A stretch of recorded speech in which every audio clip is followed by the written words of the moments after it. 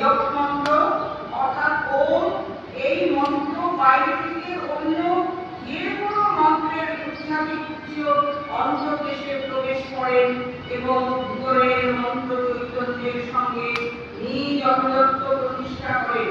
মানে সব মন্ত্রী অবিরাম অবিশ্রাম জপ করতে করতে শেষ পর্যন্ত একমাত্র ওঙ্কারে পরিণত হয়। এই কারণে ওঙ্কার জাপক অন্য কোনো মন্ত্রের জাপককে ভ্রান্ত বা বিপদজনক বলে জ্ঞান করতে পারে না। ওঙ্কার প্রেমময় পরম মন্ত্র তুমি ইচ্ছা করে জপ না করলেও তা আপনা আপনি সব মন্ত্রের নির্দেশে আপনা আপনি গঠিত হতে থাকে।